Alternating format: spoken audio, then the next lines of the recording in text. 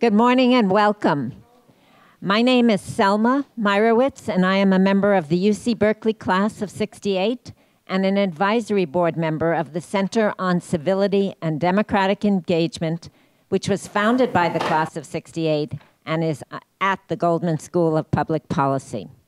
I would like to welcome everyone to the 2012 Homecoming Lecture, which is co-sponsored by the Center and the Goldman School of Public Policy, and featuring a panel discussion on solutions, civility, and consensus in local government. Since the 35th reunion for the class of '68 in 2003, members of the class have been gathering quarterly on campus on Saturday mornings and have had the pleasure of holding discussions with Cal faculty, students, and staff from different departments, different programs, as well as at the UC Center in Washington, D.C. We invite everyone to join us. Information is available at the table outside. We also invite everyone to learn more about and support the center. And again, information is available outside. And to receive information, we will be happy to contact you if you give us your contact information. Now, it is my pleasure to introduce Dean Henry Brady. For many of you, especially for those of you who were at the last talk, Henry Brady has taught at Cal for more than 30 years and needs no introduction. So here he is. Thank you. Thank you. This is a wonderful follow-on to what we were just doing, talking about polarization in America, and we're going to try to bring it down to the local level. Tip O'Neill was famous for saying all politics is local. And so we're going to find out what politics is really about by talking about local politics. We have a very distinguished panel, all of them who have connections to Cal, and that's one of the reasons they're here, because this is homecoming, and we want to have our illustrious alumni come back and tell you about what they've been doing. So the Honorable Garrett Marsh is the mayor of Modesto, to my immediate left.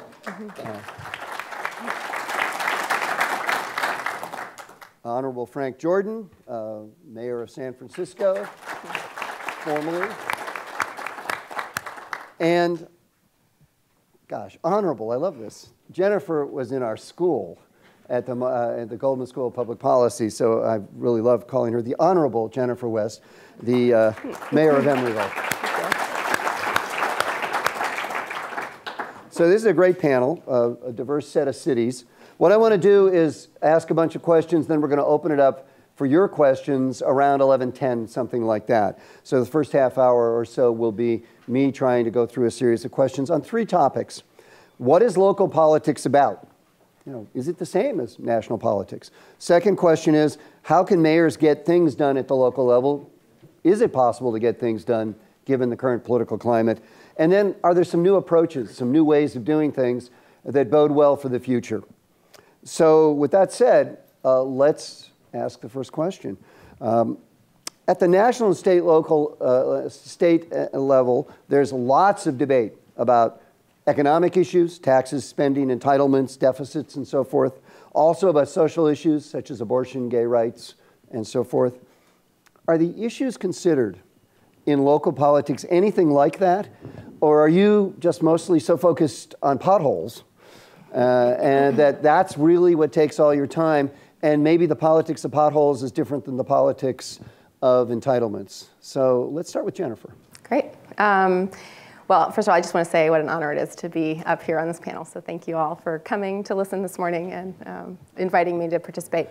I think there is a real distinction between the partisan atmosphere that we see at state and particularly at the national level compared to what I see in Emeryville. Now, what you know about, I assume you know Emeryville, but we're a very small town. I am a small town mayor or city, but we have all of the urban environment that you see throughout the urban Bay Area for sure.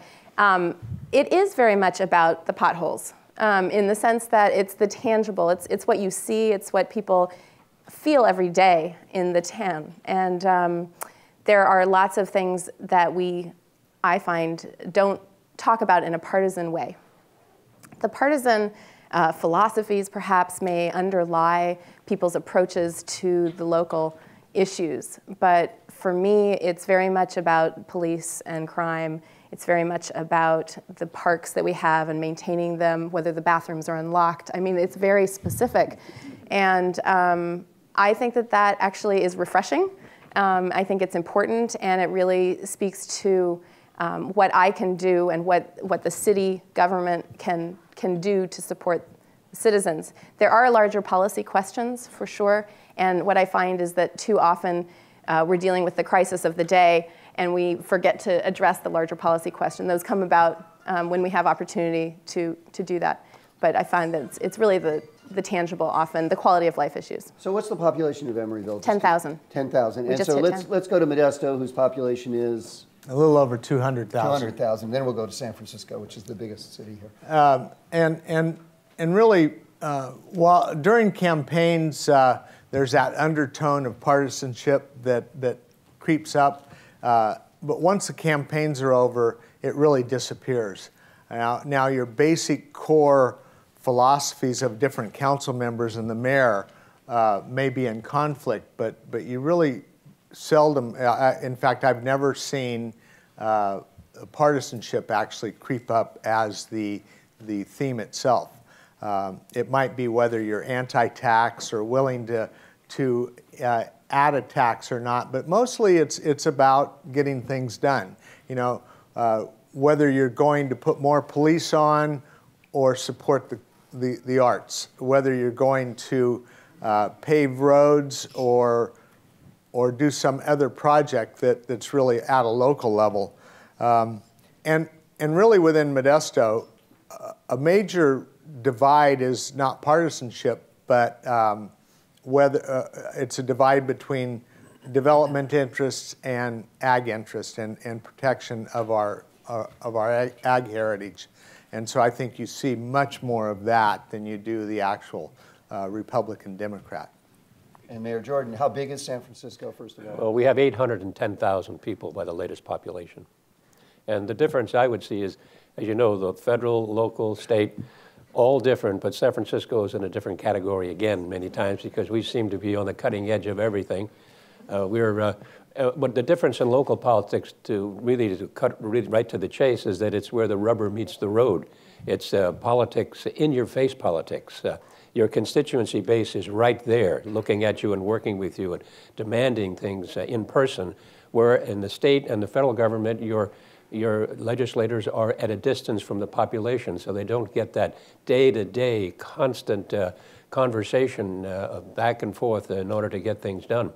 But as I say, San Francisco is different because we also not only do the quality of life issues as every local district does. That's the clean, safe streets and proper, safe, on-time transportation and taking care of the potholes and making people feel comfortable. The parks and recreation areas are safe and working very professionally for the children and families. But then San Francisco goes well beyond that because we seem to be on the cutting edge of things that start in San Francisco and then go statewide and national. Some quick examples would be 18 years ago, Supervisor Angela Alioto started a very unpopular issue dealing with banning smoking in all restaurants and sports accomplice all these different sports bars. And lots of controversy at the time. Nobody seemed to like it. They were unhappy. But then slowly it started to materialize where people saw the benefit of it, more education. Now it's a national issue. The same thing, look at Gavin Newsom, what happened 7 years ago on gay marriage issue. He took all kinds of heat for that. Now you have President Obama endorsing it today in the national level. I was in one where, in my time, we had the AIDS epidemic in San Francisco, tremendously a huge problem. We had people coming in from all over the country because we had the best AIDS ward at our SF General Hospital. We had the best technical medical support for it, but we didn't have all the money. So we're constantly going back for what they call Ryan White money to try to take care of all the patients that were coming to San Francisco. And I did something very, very controversial at the time. I had to declare an emergency every 2 weeks in order to allow needle exchange in San Francisco because we had this epidemic of AIDS. The penal code said you couldn't do that, but if you declare an emergency, you can as a healthcare issue. And then we did have our health department showing documentation that it reduced the spread of AIDS, yet it was very controversial, and I couldn't get the state of California or the federal government to do it, but they all applauded and lauded the problem we had to deal with in San Francisco. Those are some of the comparisons. So I detect you saying, though, that national issues do, in fact, impinge upon San Francisco, or maybe San Francisco starts national issues going, yes. and Yes. the San Francisco Democrats start out, as it was famously said as a convention by, what's her name? Anyway, senior moment here. And so maybe there is some of those polarized politics, but say more, each of you, about what form does politics take? Is it really intense? Are there moments when you feel really under attack and that it's just really hard to get a group of people in the same room together because they are so angry at one another, so mad about things that they just simply can't figure out how to solve a problem? And let's start again with yeah, I think that that happens on occasion, especially with specific individuals. There are people who are continuously interested in what's going on and are very active and very vocal about what happens. But I have found, actually, and kind of piggybacking on what Mayor Jordan mentioned, is that there's a certain accountability that comes from being face-to-face with the people that you represent, seeing them everywhere. They have your home phone number in Emeryville's case. They have access to you. And when you're in a small enough community, I think you can't entirely sweep those conflicts under the rug. You have to address them and have the chance for that. And I think participation is vitally important, and it's easier done at the local level. And to me, it's critical, and I think it's really important, even if someone disagrees with you, to honor the dissent and to hear it out and to actually come to a better outcome based on that kind of engagement. Do you think it helps that you can actually know most of the players yourself, and so that does. they get to know you, and there's a sense that you're not a boogeyman or something Absolutely. awful? It's about building those relationships for me and those partnerships. And it's not just with residents, it's with the business community as well, who don't vote for me. Mm-hmm. And in Emeryville, we have 10,000 people, but we have 20,000 people who work in Emeryville. So the balance of business to residents is unusual compared to most cities, I assume. And so it's those partnerships, it's about having real conversations and allowing those real conversations. Not all politicians are good at that necessarily, but you have to be elected. And so that is the hurdle that you jump through, I think, and that engagement and being able to talk with different people with different ideas, I think, is really important, especially at the local level. So Mayor Marsh, so in Modesto, you said there was a big cleavage between the agricultural interests and the urbanization development interests. Tell us more about that. Is that at a fever pitch, or is that something you can deal with by personal relationships? It's been a basic theme for decades at this point, and kind of a cross between the growth, no growth ideas, and Modesto was one of the first communities in California to actually have growth controls of some sort back in 1979. And we strengthened those in 97.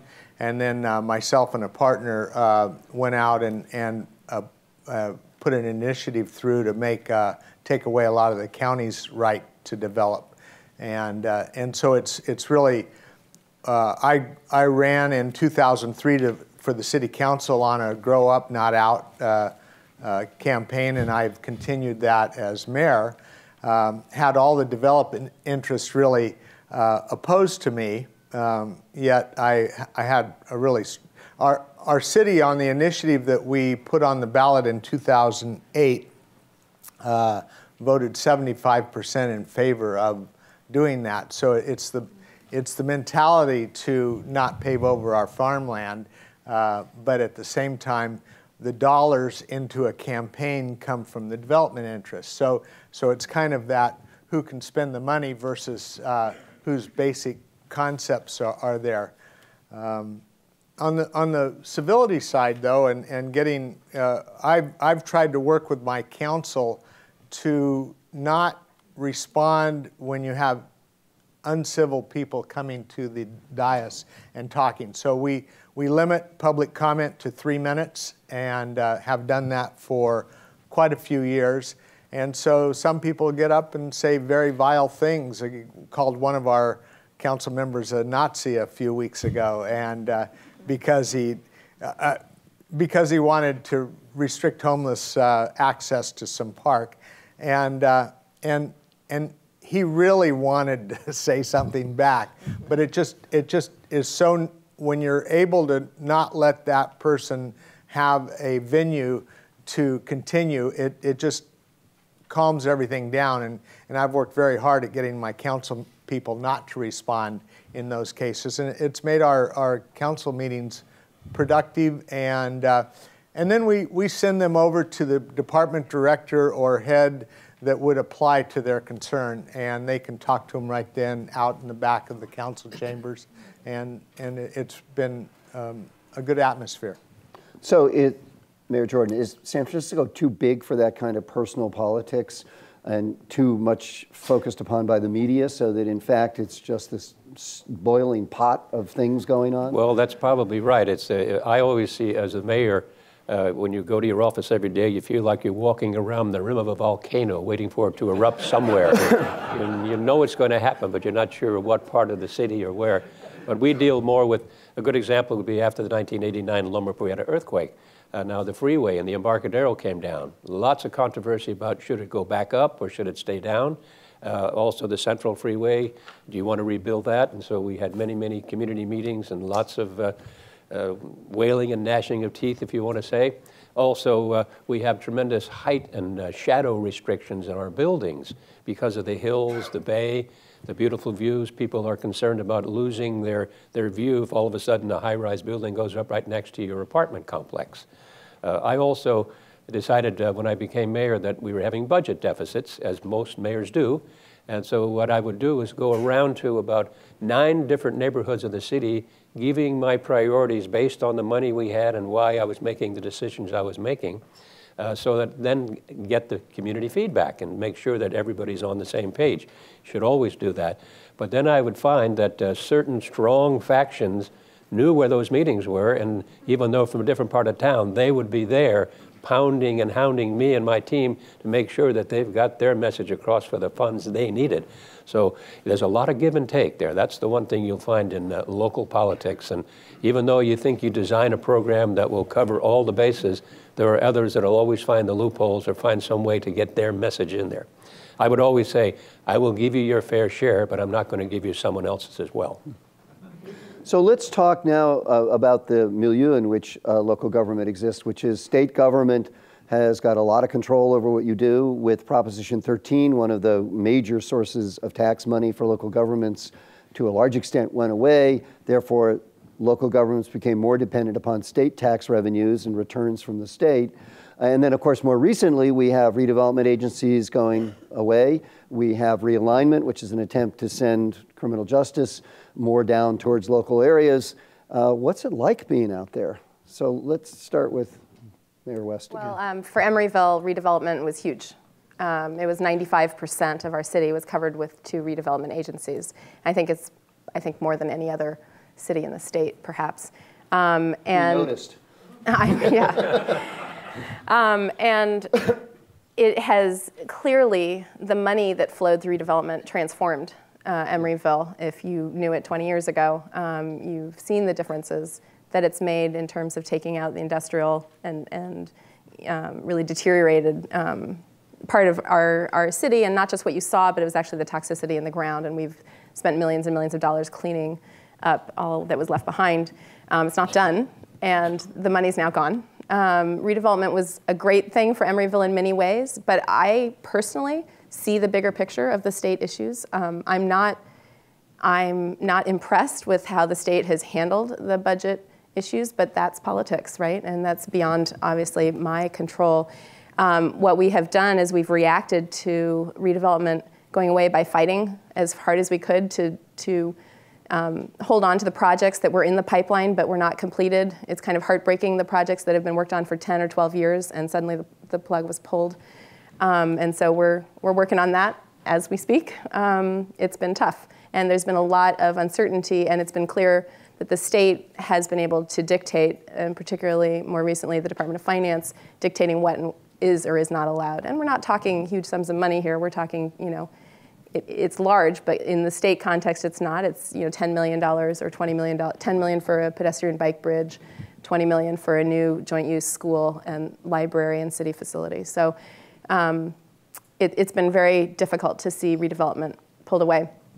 In terms of our interactions with the state and federal, we rely on grants, and we have actually in terms of cleaning up Emeryville. We've relied on EPA and state grants as well to green our city. And yet the control over the funds is something that we continually feel that the state is truly pulling on the strings. It's not really ours. Mayor Marsh? So a few years ago, the state started taking our road money, Prop 42 money, and some other forms, and so the League of Cities went out, basically got a initiative on the ballot to restrict their ability to borrow our funds. So then the state looks for other funds, and so they start taking RDA dollars from us, and so then the League of Cities again goes out and decides that they'll put another initiative on. So, using the initiative process. So that initiative said that they can't really take our RDA money either, so the state just eliminates RDA. So, I mean, the initiative, the initiative process isn't always the best process for making new laws and governance. City of Modesto, we were on the cusp of really being ready to do a lot of major projects. We've done redevelopment over the last 20 years, but small, prudent steps at a time.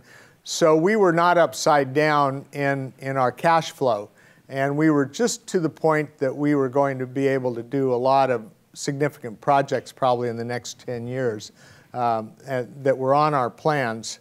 RDA elimination has not hurt us financially. It just hurts our ability to move forward at this point.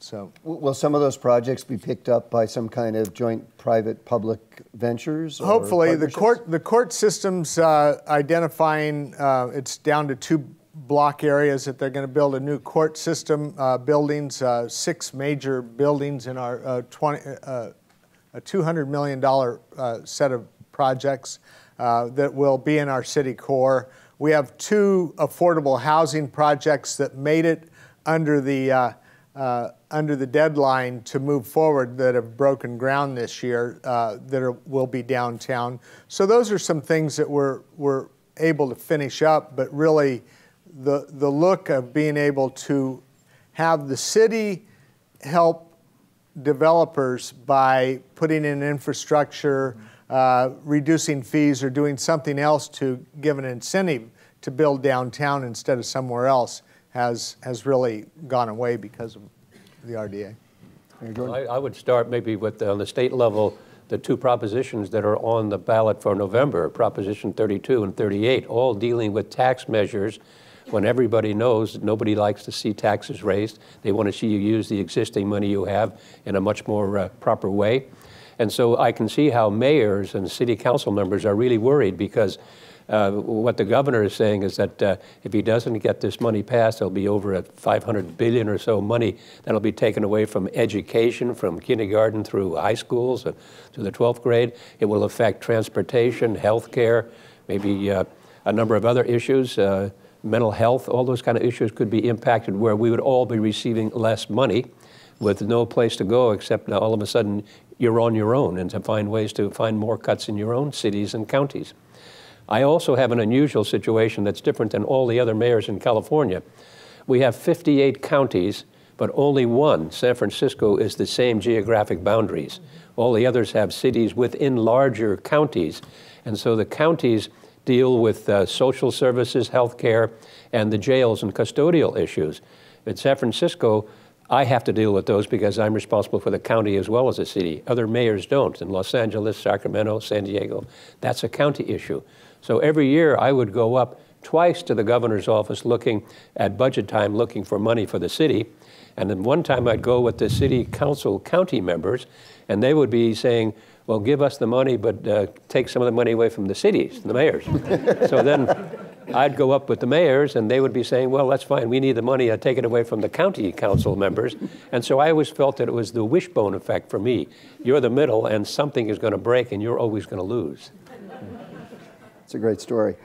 So let's turn to how do you get things done? And it would be great if each of you could talk about some initiative that you've instigated and how you made that happen, what steps you took, what people you got involved, and how you created a coalition and consensus for that thing to happen.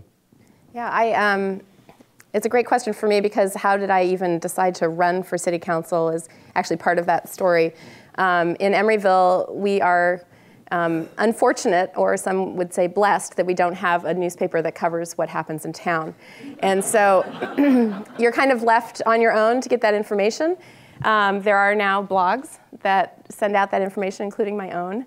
But it's kind of hit and miss who knows what about what's going on. And noticing is a big issue for a small town. Some trees that are being taken down to put in a park, of all things. Around the corner from my house, we didn't have to post notices on those trees, but should have. It's those kinds of issues.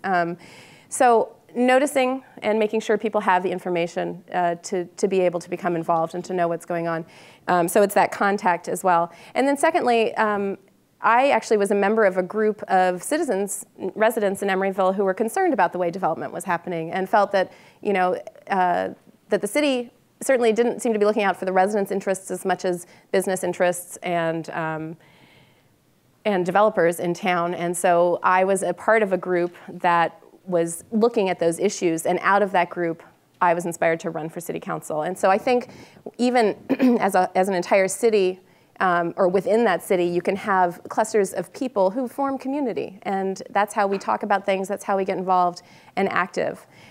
Once I became a member of the city council and now mayor, what was really important to me, again, is the theme for me is that participation piece. And so where we have many subcommittees of our council, some only have council members on them, and some have citizens on them. And it's interesting which ones do and which ones don't. And I finally said, why is our finance committee only 2 council members? That doesn't make sense to me. Here we have huge business interests in town, and I'm interested in hearing from them at that level too, and residents who are informed, hopefully.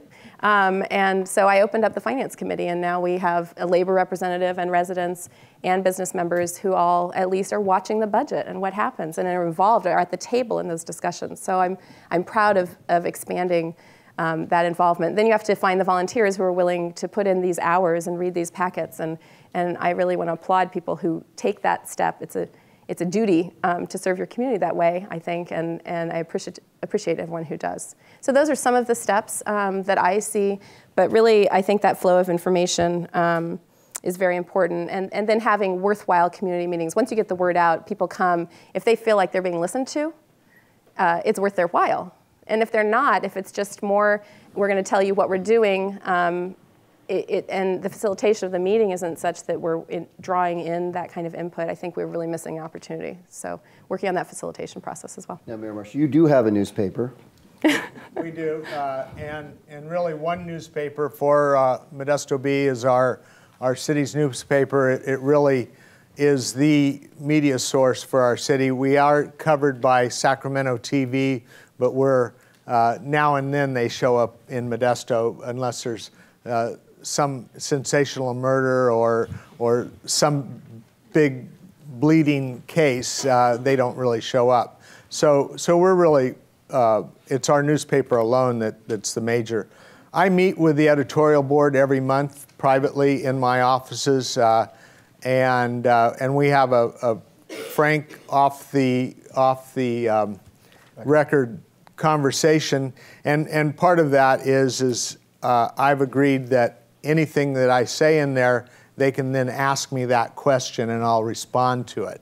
But that way I'm able to really lay out what's going on without, and they've kept their promise so far, and so it's been very, I think they get a very good understanding of the processes and what's going on, what we're looking at, what our problems are in an open dialogue. And so that transparency is one of the things I ran on, actually. The other thing I'd like to address is I've started a few advisory groups since a bicycle advisory group. Bicycling, Modesto is a perfect city for it, being totally flat. And we have a great master plan, but it's never been fully implemented. So I'm working towards getting that done. And then within the council itself, I was telling the rest of my panelists here, I'm probably the most progressive on our council. And so I started looking at my other members and knowing, and there's 7 altogether, counting the mayor, you're not going to get anything done unless you can count to 4.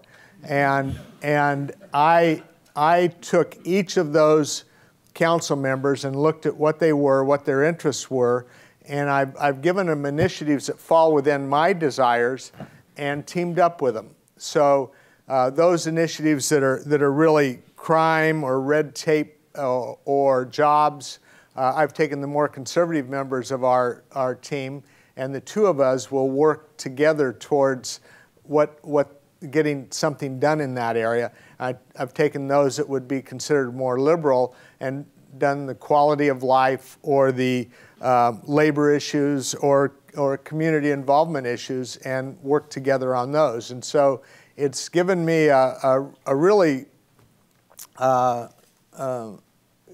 civil council because of trying to take those efforts. That's interesting, yeah.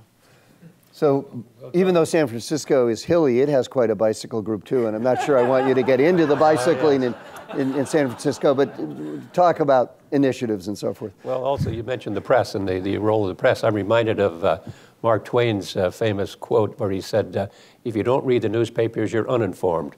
If you do read the newspapers, you're misinformed. But seriously, though, they do have an important role. The role would be obviously to print issues, current issues in your constituency base, but pro and con. So you have both sides of issues, not just editorial opinions. So you can form your own opinions based on the best facts available. Also, if there's any kind of misuse of funds in city government or where priority should be placed other places, it's good to have some of that open forum in the newspapers. If there's graft or corruption in your city, police brutality, wherever it might be, those are good places to uncover it and to get the public forums rolling in the right direction. My biggest one, I think, I think I was only in the mayor's office 1 month, and I was advised by then the owner of the San Francisco Giants that I just sold the team and they're going to St. Petersburg, Florida, and it's all done. You can't do anything about it. And luckily for me, what happened is, us. Yes, well, hopefully for all of us, yes, that he had signed a paper, but he was still under contract with the city for another 2 years. And so that gave me at least a legal battle that I could delay the sale for some time in order to try to find additional investors in San Francisco and try to convince not only the community, because many people don't really care if you have a professional sports team in your area. They're more interested in social services and health care and recreation and park, and rightfully so. Everybody's entitled to their opinions, but how can you do them all? How can you get people to agree with all of them? Well, what I arrived at was the Giants at that time were losing $7 million a year, even though they were a team that everybody wanted to keep in San Francisco, including myself, for the reasons that it gives you world-class status. If you have a world-class city, you want ballet, symphony, opera, professional sports. It's all part of the mystique of the world-class status.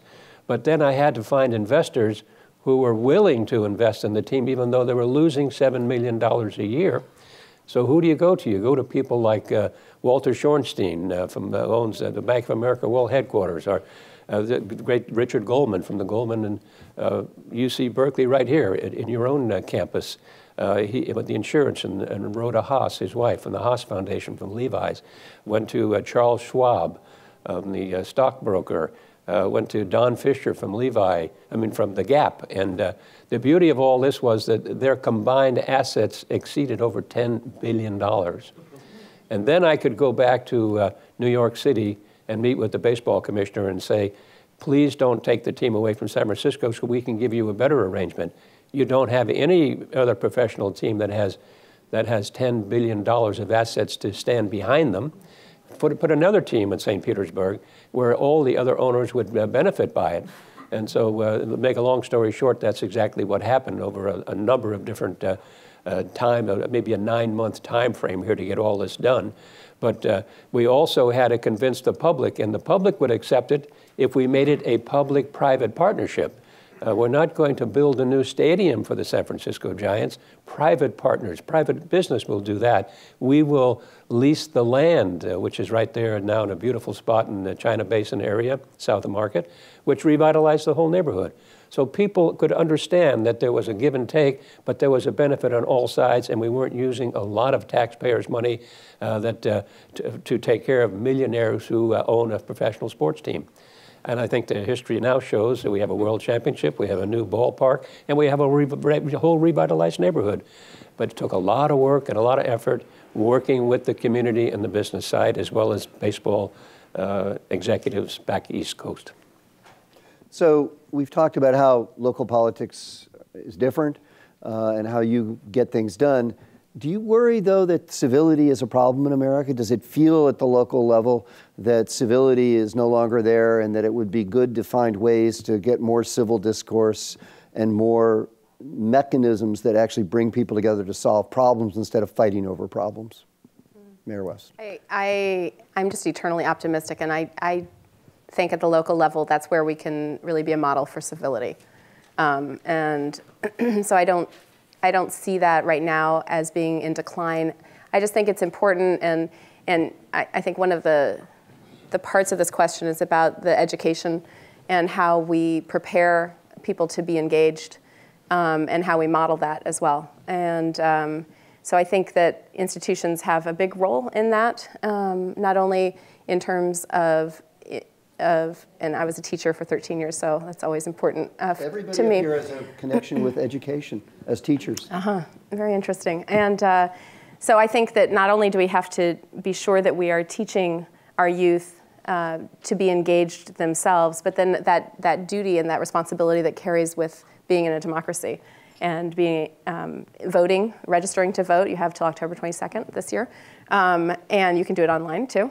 And so being registered and engaged, but then even considering running for public office. Actually, in my 2 years doing my master's program at the Goldman School, one thing I would say again and again to my classmates was, and think about when it is you're going to be running for public office, because I feel that is something that we need to give back. I didn't think it was something that was in my plan necessarily, and especially for women, I find that we need to be asked, or someone has to plant that seed for us. Someone did that for me. But it's really important to consider it. And I think having career politicians is one thing. They're kind of larger than life. But having real people running for office, I think, is a different way to look at it. And that can happen at the local level in a way that it can't with big money politics. I actually started right after college. I worked for Barbara Boxer's first Senate campaign in San Francisco. And I started volunteering until I was indispensable, and then they paid me a small sum of money every month to process donations. And it was inspiring in so many ways, and yet it also was very disillusioning for me to see the big money politics and federal elections. And so anyway, I'm doing it in my own way now. Yeah. Mayor Marsh. So it's interesting when I saw the questions. We were prepared for these, by the way. But Modesto, Choose Civility, our Office of Education actually started a Choose Civility campaign 2 years ago. And it's countywide. There's bumper stickers, and they took a man called Dr. Forney, PM Forney, wrote a book called Choose Civility with 25 rules. They took 12 of those as the major concepts and do one a month, and they're repeating those now. And it's in the school level, businesses signed on. And so I've got about a dozen packets out here. If anybody wants more, Lynn can take care of you and we can get more. But it's really aimed at school level, but also trying to bring the community into that also. The other interesting thing that Mayor West kind of made me think about was back in 2003, when I first ran, At that time, our city council, mainly because of the mayor at that time, was chaotic at best. It was a zoo every Tuesday night, and so I got a call from a friend of mine, a former councilwoman, and to come over and have coffee. And I showed up at her home, and she was sitting with a former mayor, and they were at political opposites, and they said, "We'd like you to run for council." And it was just that push off the cliff I needed at the time. But they were looking for people that they knew could act civilly, work together, even though they might not have the same interests. And we've had a really very good council for the last 8 years. And now, as mayor, I think we're continuing that. So is there ever incivility in San Francisco? It might be easier to ask the question the other way around, and I think I might be easy. But we invite discourse just by the way we set up the logistics in government.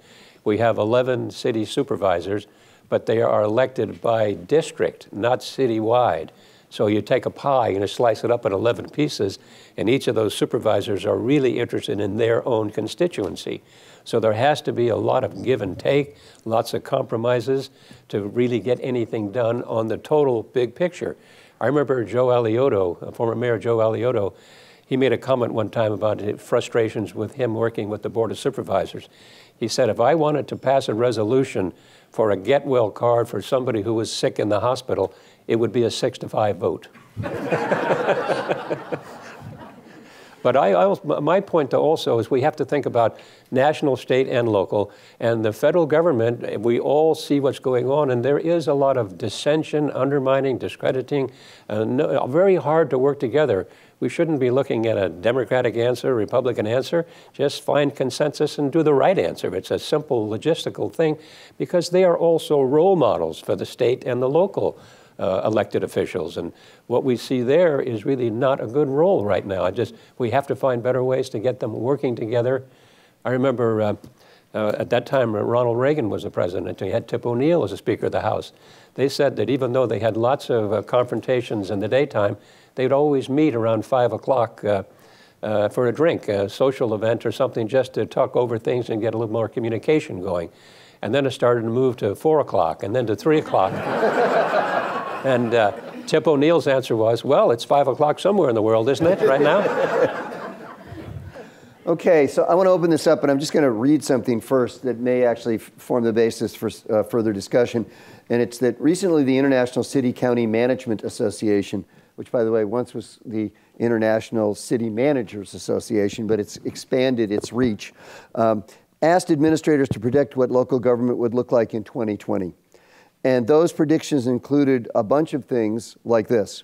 Resident engagement will become the norm. Well, it sounds like it already is the norm from what we've just heard. Quality of life and a sense of place will be important to residents. Sounds like that's important, at least here in California. Teamwork and consensus building will be essential skills. We've heard about that. Working effectively with diverse and aging populations will also be a major skill. And finally, and maybe this is where we still have work to do for sure, is performance measurement, quality control, and benchmarking will be emphasized. So with that, let's open it up to questions. I think we have microphones, and so let's start over there. Peter? Right over there, there's somebody with his hand up. Even without my long-range glasses, I can see. I work as a transportation consultant and work a lot with cities. And it seems to me the number 1, 2, 3 problems are finance, finance, finance. And people don't want to pay taxes, and the cities are kind of caught in a squeeze. They've got all these mandates. They're kind of at the end of the food chain. I wondered if we could, think laterally or whatever, would there be other funding mechanisms or ways to get the proper amount of money to do what you really need to do, like guarantee a certain amount of the income tax goes directly to the city where the person lives or something like that. Anybody want to take that one on? I'll start if you don't mind. Sure. We have an 1/8 of a cent sales tax in our area for our libraries. our county library, and it's been up for renewal every few years. It was on the ballot this last year. Most people were very concerned that it would pass. It needs a 2/3 vote. Most people were concerned it would pass again. Some very pessimistic about the ability to pass it. It passed with 89%. And I think it passed with that number because it was 85% of the funding source for our library.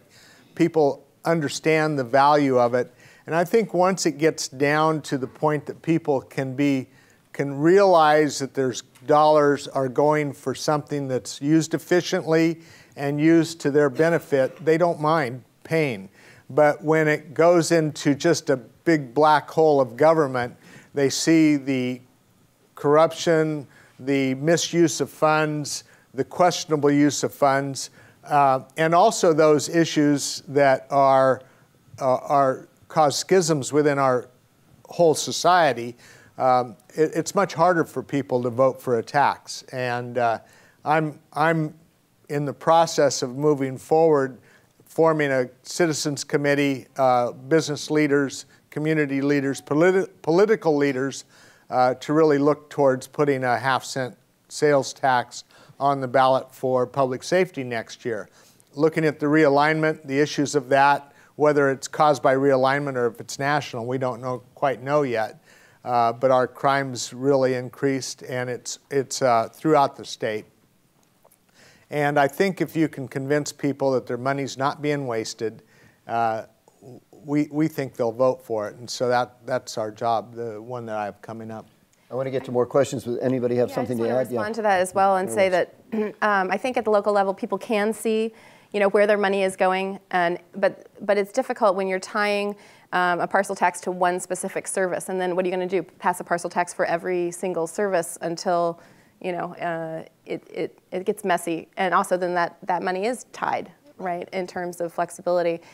And Proposition 26, which passed just last year, I'm trying to remember now, it seems time flies, has really tied our hands in terms of those kinds of additional fees and taxes. And so it's a new, I feel like we're navigating somewhat of a new scene with that. And that required a 2/3 vote for such. And right, exactly, instead of a 50% threshold. And things have to be tied very carefully for what the fee is going to, which is a good thing, again, that accountability. Ultimately, I think it's a trust issue as well, and that transparency that you talked about is so important for building trust and knowing that money is well spent. But when it's a library, yeah, it's really, and schools, we've had very strong rates as well in passing school parcel tax in Emeryville. So, but that doesn't solve the bigger picture, the bigger problem of, and who do you squeeze that money from? If you're going to get it, it's going from the state. Well, they have their problems too, right? So hopefully, as the economy recovers, we will have new opportunities as well, financially speaking. Yeah, Jordan, you want to? Well, the big thing to me is that issues like transportation sometimes boil down to timing and opportunity. And the opportunity for us is right now because you have a senior senator, Dianne Feinstein, with a tremendous clout back in Washington. You have Nancy Pelosi, who is very certainly in the news every single day. You have Barbara Boxer, a state senator representing California from Northern California. That's why we lobby hard for things like Doyle Drive and Golden Gate at the entrance of the Golden Gate Bridge. We'd never get that if we didn't have that kind of clout back in Washington. Also, you look at high-speed rail. That's part of what we're looking at to pursue now. The timing is now. We also have underground subways now, huge billions of dollars going into Chinatown and downtown San Francisco. The money would never be available if we didn't have that kind of clout right now. Interesting. Another question? I think for a lot of people in America at the local level, there's a belief that everybody's out of touch, that your issues are not our issues. In California, the #1 killer of women under the age of 34 in your cities as well as statewide is domestic violence. Yet local police, prosecutors, and judges will not enforce the laws on the books. Last year in San Francisco, police officers were pulled off of murder cases to go and surround occupiers. I spoke to them. They were upset about being pulled off the murder cases. In Davis, students were pepper sprayed. Let's get to a question now. My question is, what can we do to encourage you guys and mayors and city officials around the state to actually give us back the cities that we own, not the 1%, but we own them? What can we do to take them back? Thank you. Anybody want to take that? Well, I'm not sure when you say, what can you do to take it back? There's always going to be the give and take. But there's going to be, maybe even, to be honest with you, you're probably going to see less service in what you're looking for in the future because there's going to be less money. It's going to be a point now where in November, if all these shortfalls don't come to fruition, what the governor wants to see as big tax measure, you're going to see less and less service in the local level because the money just isn't there. They're going to have to sit down and prioritize. You'll all get something, but you won't all get what you have now. It's going to be very difficult. It's good. Mayors and legislators in the local level right now in California are really up against a tremendous difficult situation, more than I've ever had to face when I was the mayor of San Francisco. Well, how do we get them to stop turning the resources against us? Well, you know, I think part of it is to realize that there's limited resources to begin with. We have all cut our budgets extensively over the last 3 years. Modesto, we've cut about 25% of our budget out, reduced services to everybody, eliminated over 100 safety positions between civilian and police spots, and it's had an effect on our ability to service the people. And I think that we're able to get that message out and hopefully be able to respond to it as our revenues do recover, which they're starting to do. I might give you an example of in my time where budget deficits too, and I went around to those community meetings I mentioned to you so people could hear what we're doing. And public libraries were a real problem. We have 30 neighborhood libraries in the city, and we have 7 library commissioners, which I personally appointed as the mayor. And they're all high-profile people. But they decided, looking at the budget crunch, that we have to cut out 5 neighborhood libraries. I said to them, don't cut out the libraries. We really need them. It's a great opportunity for young people where they have free access to books and education, do their homework after school, if they have families with broken homes, all kinds of needs. And for some reason, they decided they were going to close those 5 libraries, and the 5 were either middle income or lower income neighborhoods of San Francisco. So what did I do? I immediately fired 6 of the 7 library commissioners at my expense, naturally, because these are high-profile people in those positions.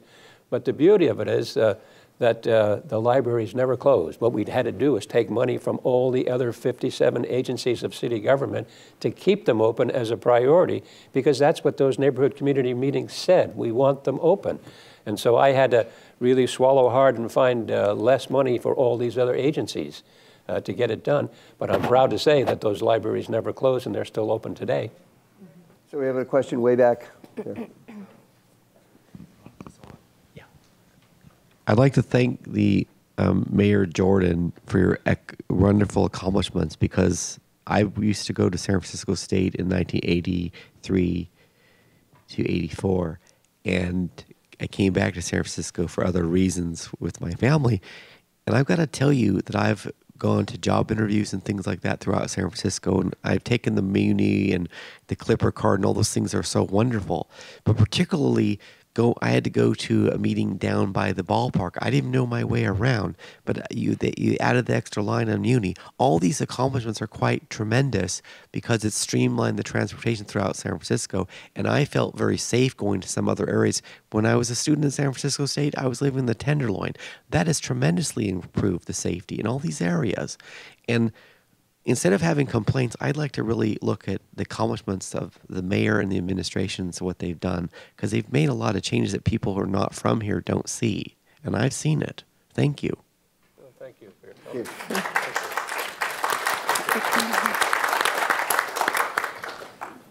Do we go over here? Sure. Yes. It seems like much of what we're doing is, you know, the deck chairs on the Titanic. It seems like we have these national issues that we're starving the public sector versus the private, and we're moving the income up to the top instead of the bottom, which puts more demands on the services at all levels. So at the local level, you can keep trying to adjust to these two massive trends that are coming down on us, or we can stimulate discussion at the local level about what we do to influence those national trends. And I don't really see that happening. And it seems like until that happens, we're playing a catch-up game. And given the global situation, China, India, and the rest, it's a catch-up game that we're way behind and falling even farther behind. So what role do local officials have at stimulating informed discussion about national issues? Good question. I think that's a great question, and I think it's a very philosophical one. And it's a little hard, I think, in the day-to-day life to figure that out, what those seeds are, except that I think it comes again from those engagement pieces of if people are informed and see the results of their actions and what happens around, that hopefully that will spread. And being a leader and being someone who tries to be informed and share those views, you know, it comes down to my recommendations on how to vote on the propositions that I send out to my constituents who are on my list and want to hear from me. But I absolutely agree with you that here we are, you know, we're pitting our budgets against the state. We're pitting our, we're competing with other cities within our county for who's going to get, you know, a certain, for the lab, for example, the Berkeley's lab, you know, had several different propositions in local communities nearby. Then we pit counties against each other for who's getting the funding. Here we're pitting regions against regions. You see states against states. And then ultimately it's our country, you know, our businesses are going overseas, and what does that mean? And so I feel like there has to be some philosophical and deeper question about how our money is spent and who is funding it. And you're right, if the services are cut, who does that impact more? I don't have an answer for how to do that except through everyday conversations. But I think, or running for higher office, which maybe. Well, I think also, I tell people that want to run for office, that want to be informed about what's going on, that most people don't know. I don't care what the question is, they don't know. They don't know who won the American League West, you know? I mean, they just don't know. And, you know, there's about 20% that are very informed on one side of the issue and about 20% that are very informed on the other side of the issue. And the rest are trying to pay their bills and go to work and know what ball game's on tonight, you know, and don't care about politics. As long as it doesn't happen in their backyard, you get the NIMBY position when something comes into your backyard. And I think to be effective as a mayor, I'm better off not taking a lead position in trying to change the direction of the ship. I want to serve my public in my local area rather than go to the national level. I've taken a position, which I normally don't do very many endorsements at all. I've taken one in a congressional race in our area because I think it's important and might make a difference. But I don't do that very often because I think I could be more effective not alienating part of my public and trying to bring them all together to move our community forward. I would like to just add that in Emeryville, at least when I was running 3 years ago, only 6% of our registered voters were Republican. So there's a different base, I assume, you know, there's certain consensus on some issues, at least within my community, and that allows me, I think, the opportunity to speak more openly about those things. My comment, I think, would be that politicians have to really develop alligator skin because you're going to be hit with everything, and no one's going to be happy with every decision you make. Maybe 50% of the population will be unhappy. But then I looked at it as you have to build a firm foundation with the bricks that people throw at you, too, in some way. And But part of it, I look at it in a sense that the more knowledge we can have with open dialogue like this, open community forums, it's harder for the mayors and city council members to do it, but it is so important to get the two-way feedback so you can understand some of our frustrations when you're making those demands on us and why we can't do them. Good example is unfunded federal mandates. Now, we all know that disability access is critical and important. That's a federal unfunded mandate. Every local city and county area, you have to put curb landing so you can have a wheelchair access, or every building in the city, hundreds of millions of dollars in your city. They demand that you do it from the federal government, but you have to find the money locally to do it. Or another one is when you have visitors of state, like President Obama's been here in the Bay Area maybe 7 or 8 times in the last 6 months. We have heads of state who visit. The Secret Service takes care of the individual head of state. The local police have to take care of all the traffic control, the security, the buildings, the hotel they're in.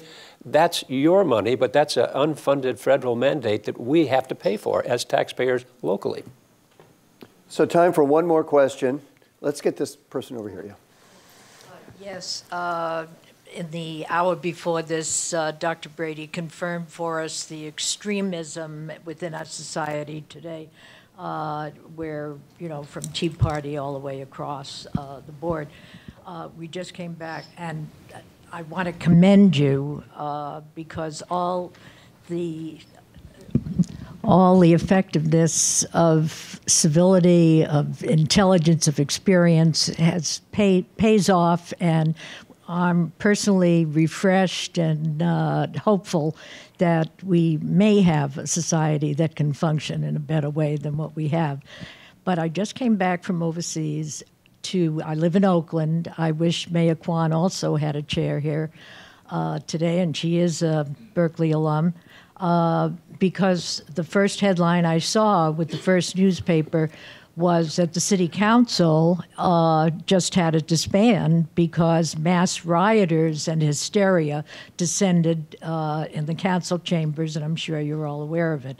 As people who have pulled it off, whose policies are effective and functioning, what would you have done if you were sitting in the chair of a council chamber in your city and that kind of incident kept reoccurring? Whoa. It was also nice till that last question was just a zinger.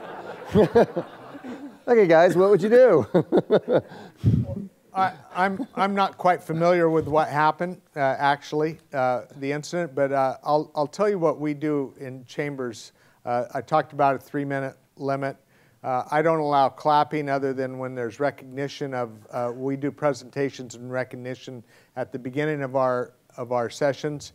We don't allow public outbursts of any sort, whether it's boos or whatever, clapping in support or opposition to any speaker that comes up. And we have that as city policy. It's not my policy. And so I give a warning if they start getting too rambunctious about something, and tell them that we will clear the chambers if that's the case, and not allow public to be there. It's televised. They can be outside the chambers and watch the television. It's never happened. I mean, people pay attention when they're warned. And we've had some very heated items come up over the last few months that have caused that some people, Modesto Irrigation District's trying to sell water to San Francisco, and it's been very contentious. Nobody gets our water type thing, and the sale actually has fallen through or is on hold at this point. But we've been able to handle it just by putting that presentation out early on that we're not going to accept it. So anybody else have anything to say about that? Well, I can go again from practical experience. Way back in the late 50s, remember the House Un-American Activities meetings? We had them on the second floor of City Hall, and the police they were not used to crowd control. We had no tactical teams, anything of that nature at the time. And the crowd became very boisterous and disruptive upstairs, and so What did some of these uniformed police officers do? They took the hoses off the wall and started hosing some of the demonstrators down the stairs of City Hall, pulled up with about 10 police wagons at City Hall, threw everybody into the wagons and sent them down to the Hall of Justice. When they got there, they didn't know who the arresting officer was, what was the charge. So the judges the next day threw every case out of court and said the police department has to get their act together, learn how to do crowd control management much better. That was the start of many, many programs for us to set ground rules in place and to do proper training. I mean, I think this is a general public issue right now. The university, as many may know, has struggled with this issue, and we've not always dealt as well as we should have with crowds. I hope we're getting better at that.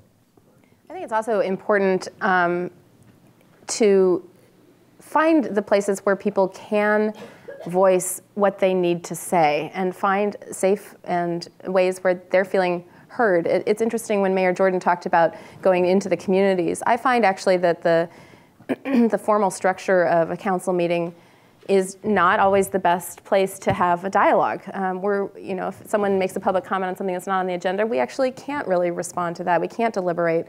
And there's restrictions that have very good reasons for being there, but it means that we need other opportunities to hear from people.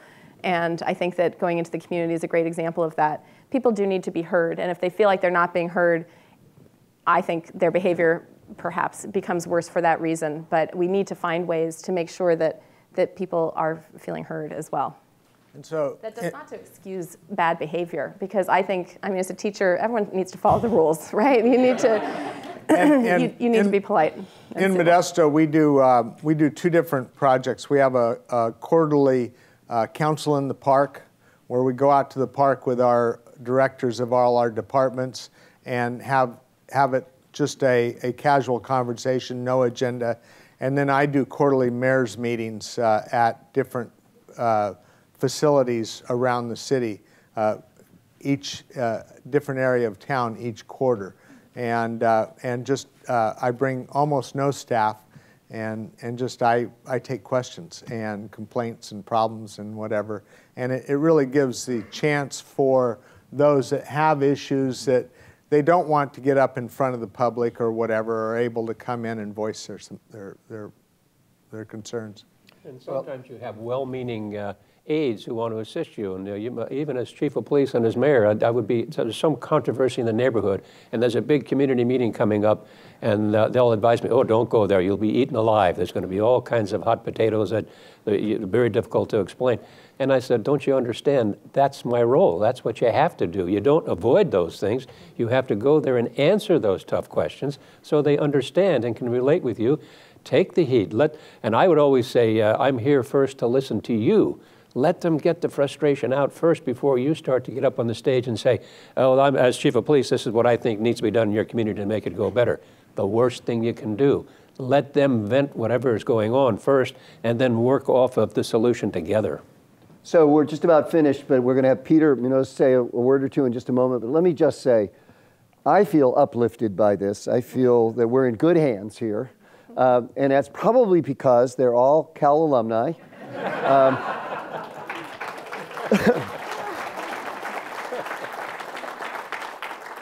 And I should say they're all educators as well, and they're clearly superlative public servants. And so thank you, Mayors West and Jordan and Marsh. Thank you very much. And Peter. I'm Peter Munoz. I'm a member also of the class of 1968. And on behalf of the center, I really do want to thank Dean Brady, Dean Marsh, Dean Jordan, Mayor Jordan, Mayor Marsh, and Mayor West for a really excellent and really is uplifting presentation. I really can't tell you how much I feel better after these talks than some of the other talks that we've had. Yeah. But also in connection with the presentation that Dean Brady had, there were some materials that were handed out that we ran out of. There are additional copies here that will be on the table outside. And if you would like to have more information about the Center for Civility and Democratic Engagement, you can sign up for more information that you will receive electronically. Again, thank you all for coming. Thank you.